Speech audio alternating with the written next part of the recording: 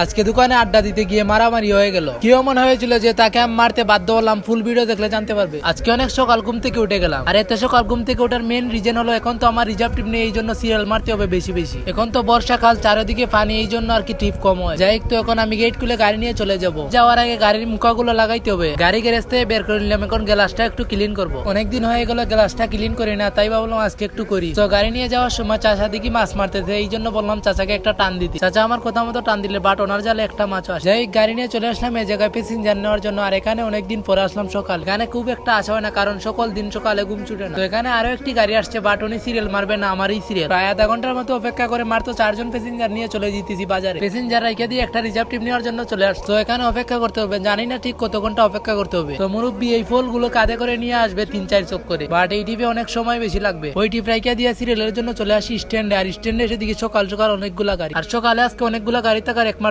কারণ হলো আজকে হলো আমাদের হাট। এখানে সব থেকে বাজে সবজি পাওয়া যায়। আপনারা আমাদের গ্রামের বাসী কেউ আসবেন না কেন, এসব থেকে বাজে সবজি নিয়ে আসে। তো এই বেইটার সাথে একটু মজা করলাম, স্ট্যান্ডে থাকলে এরকম মজা করি, যাই ট্রিপ নিয়ে চলে যেতেছি।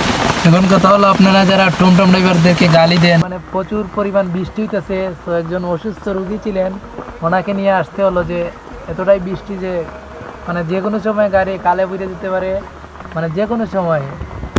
আপনারা যে মানে ড্রাইভারদেরকে গালাগালি দেন যে ড্রাইভার ভালো না, এই সেই একটা অ্যাক্সিডেন্ট হইলই, সত্যি বৃষ্টির মাঝে মানে যাত্রীকে নিয়ে আসতে হলো। যে অনেকটাই রাস্তা, যে কোনো সময় স্লিপ কাটলে আমি কালে পড়ে যাবো। তো যাই হোক, স্ট্যান্ডে চলে আসে। আর একটু কিছু হলেই আমাদের টমটম ড্রাইভারকে সবাই গালাগালি করে, অথচ কেউ বেশি অসুস্থ হলে আমাদের টমটমকেই যেতে হয়, কারণ কাদা রাস্তা বা অন্যান্য গাড়ি যেতে পারে না। এবারও সিরিয়াল হয়নি, তো একটা রিজার্ভ টিম নিয়ে চলে যেতেছি। আর এই ভাইয়ের সাথে দীর্ঘ 3-4 বছর পর দেখা হলো, কারণ উনি ইউরোপে থাকে। তারপর আবারও চলে আসলাম স্ট্যান্ডে। আর স্ট্যান্ডে এসে দেখি ফুল গাড়ি, মানে আজকে লাইনের সব টমটম চলে এসেছে, কারণ আজকে আমাদের হাট বসেছে। তো আমি গাড়ি সিরিয়ালে রাইকে দিয়ে লাঞ্চ করতে যাবো। স্ট্যান্ডে রাইকে আসার কারণ লাঞ্চ করতে করতে আমার সিরিয়ালে চলে আসে। তো লাঞ্চ করার পর দিকে আকাশটা একটু কালো হইতেছে, কারণ যে কোনো সময় বৃষ্টি চলে আসতে পারে। লাঞ্চ করার পর একটা সিরিয়াল রাইকে দিয়ে আবারও চলে আসলাম স্ট্যান্ডে। আর স্ট্যান্ডে এসে দেখি প্রচুর বৃষ্টি হইতেছে। কিছুক্ষণ অপেক্ষা করার পর সিরিয়ালও পেয়ে গেলাম, কয়েকজন যাত্রী উঠেছে গাড়ি। যাত্রীদেরকে নিয়ে চলে যেতেছি বৃষ্টির মাঝে। তারপরে আরো একটি টিপ নিয়ে চলে আসলাম পানন্দা। এখানে তেমন একটা ভিডিওর ক্লিপ নিতে পারিনি, কারণ এখানে ডাক্তার আসছিলাম, এই জন্য আর কি কম ভিডিও করে যাই। ওনাদেরকে পানন্দা রাইকে দিয়ে আসার সময় দিকে S24 আলটা।